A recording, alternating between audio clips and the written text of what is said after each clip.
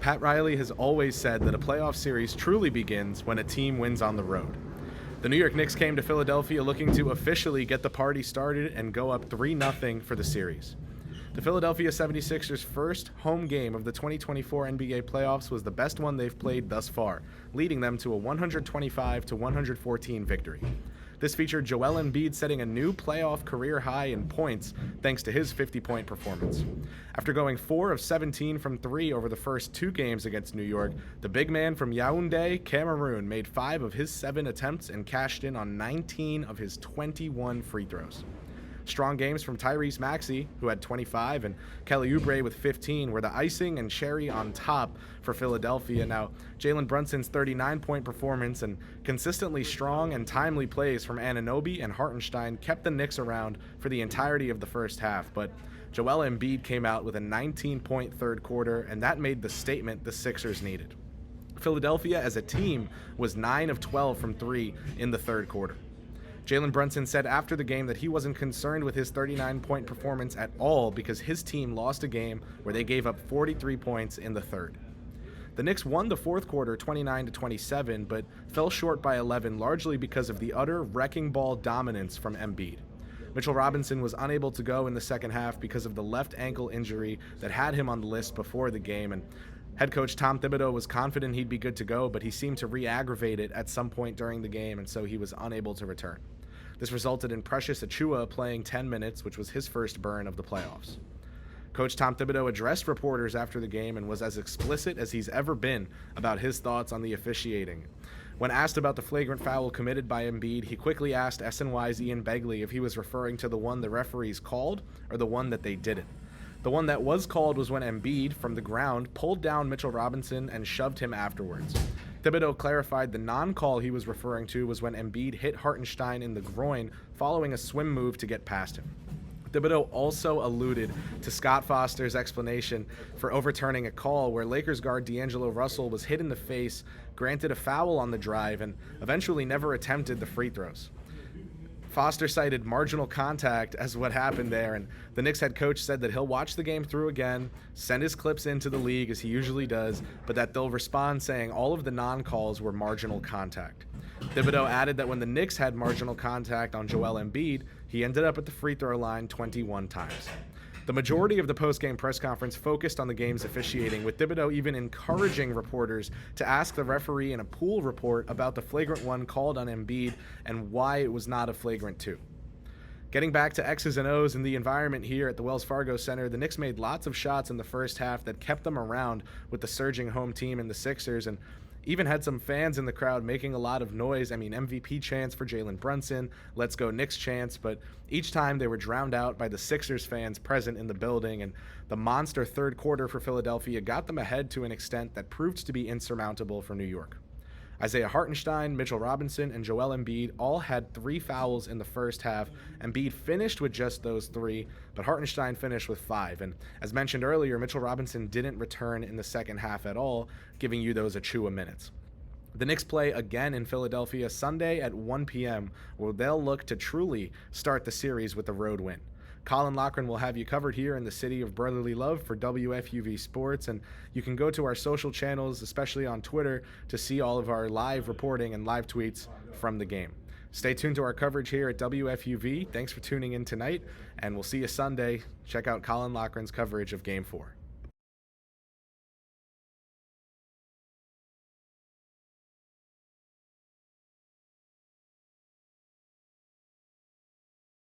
Kris Pursiainen here for WFUV Sports. I'm at MetLife Stadium on the field where the New York Jets just defeated the Philadelphia Eagles by a score of 20-14.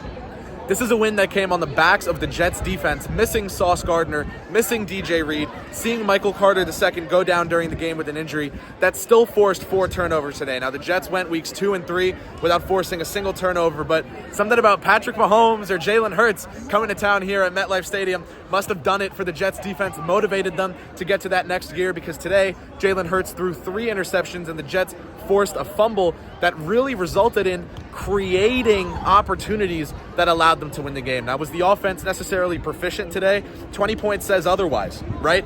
Not a great game offensively for the New York Jets, who are still trying to figure things out with Zach Wilson under center. Garrett Wilson had a good game as his top target, but lots of times where Wilson still was staring down his first read, or even in a fourth down scenario was targeting someone that was short of the sticks. Not going to work. Overall, the Jets defense did a really great thing today, which was keep getting the ball in the hands of Zach Wilson. With enough opportunities, Wilson was able to make the most of them, enough to get enough field goals on the board, and then, of course, the Breece Hall touchdown that helped close out the game, that got the Jets the comeback win, the come-from-behind win against the Philadelphia Eagles in last year's Super Bowl. 5-0 coming into today's game, but not perfect anymore through 6 weeks. The Jets now at 500, 3-3 following today's win. And the star of the game for the New York Jets has to be Tony Adams, who hauled in that interception for them. That third interception of Jalen Hurts' less than 2 minutes to go. He got it at the 47 and brought it all the way to the 8, where Breece Hall on his first play ran it in for an 8-yard touchdown. So it was Tony Adams that set up the Jets for their victory-securing touchdown. It was Jermaine Johnson with a lot of pressure on the quarterback. He let out a huge scream right next to the presser room where Saleh was talking after the game. You can go see that up now on Jets socials if you want to see Jermaine Johnson's reaction to the win. I think they have Tony Adams' reaction up as well. Overall, you look to the rest of the season, you think this is a Jets team that does have some hope remaining in the rest of the year. This is a Jets team with a defense strong enough to secure them some wins against some tough offenses, especially when those offenses start ahead. Now, the Jets have done a great job coming back against the Kansas City Chiefs, not winning that game, but making it close, and coming back against the Philadelphia Eagles and securing the win. This is a defensive unit that keeps its offense in games. Now, you can say the Jets won in spite of their offense today, and I might even agree, but when the defense is this stellar, you're going to be in ball games. They're going to be low scoring. They're going to be close.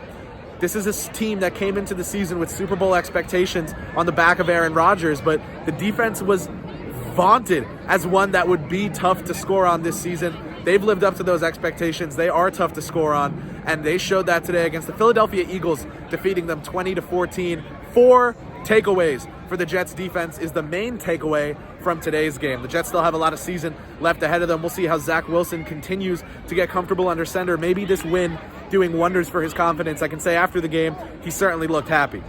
Rob Saleh spoke after the game about the strength of this defensive unit, their ability to come back and win. So I'll put that clip in right here. Any given Sunday. Any given Sunday, man. But, like I said, I think, I'll argue I'll put Tony Oden up there with everybody in terms of his ability to coach and get people where they need to be. And, our coaching staff did a really nice job, and there's no fear.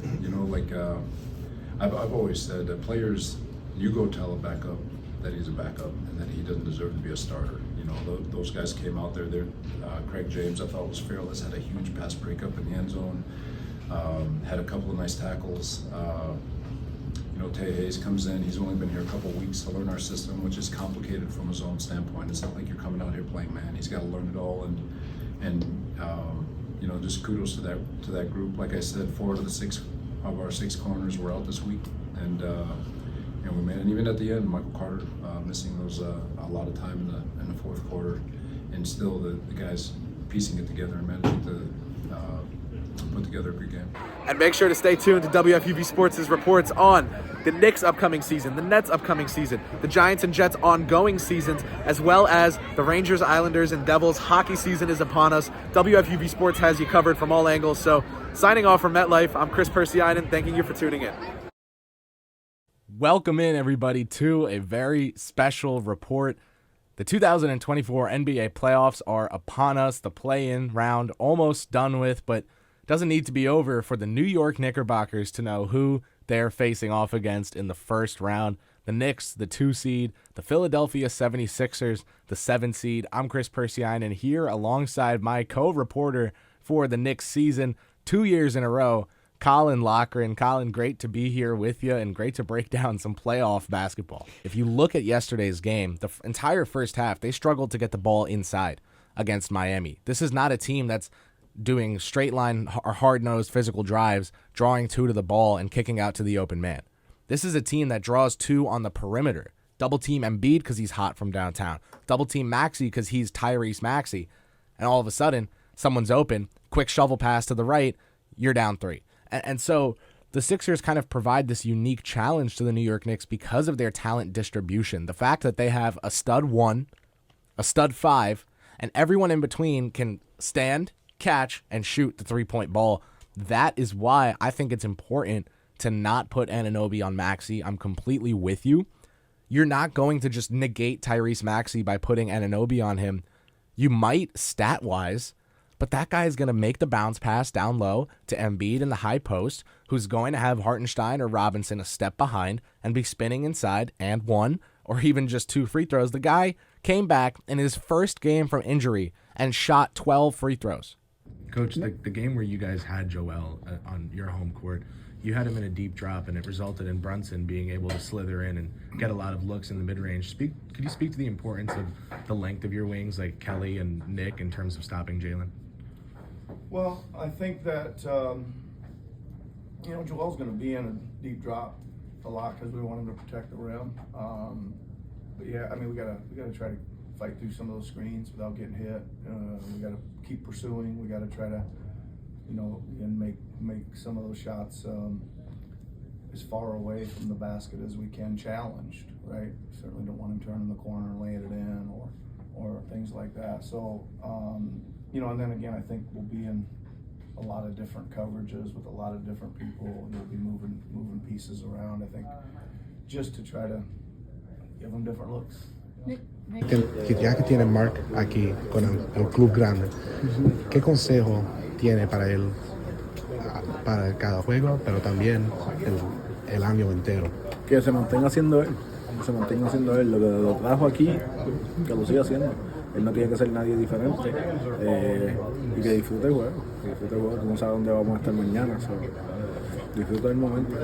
Y en este momento en el año, yo sé es difícil para decir, vamos a hacer grande, un win streak grande, pero Ojalá. ¿Cómo siente después de un juego como eso, la energía? Una energía bonita, se siente bien, un juego grande, un equipo muy bueno en el otro lado, pero solamente una victoria. La celebramos hoy y mañana hay que venir a ganar. To start out, and I know from Chris Jones you hate people fluffing your feathers, but I don't. only coordinator to win a Super Bowl with multiple teams, right? Yeah. There's a common denominator. It's you. What's the mindset that you've carried regardless of the color of the jersey? What's something you've taught every player, every player that plays for a Spags defense plays for? Well, listen, someday somebody will be doing the exact same thing. There's a lot of really good coordinators out there. The one thing I learned way back in 2004 when I was an assistant in my first Super Bowl, and that was with Philadelphia playing the Patriots. The one thing Andy Reid taught everybody was one of the keys we thought when playing in this game is to stay in your routine, like you would any normal other game, and yet we know the magnitude of it, right? And then stick to what you believe in or what you are. In other words, don't venture too far from that. The thing we always have to fight off as coaches with 2 weeks to prepare is trying to add or do something different. And I think the biggest thing you learn is just stick to what you are and who you are and let the players play. George Karlaftis, recent addition, and he used the words father figure about you recently. Makes me old. Could you talk a little bit about that relationship at the risk of making you sound old? No, I will say this. I love these guys. And listen, I love them all as sons, regardless of age. It's a really special group, high-character guys, and I've said this a number of times. It's the highest number of elite, intelligent players that I've had to work with. And when you've got that at all levels, D-line, linebacker, DB, you can tend to do more things than you would be able to do. And they love the challenge of putting new things in and being multiple, and they run with it and do a pretty good job with it. And then finally, I mentioned earlier, Chris Jones. My guy.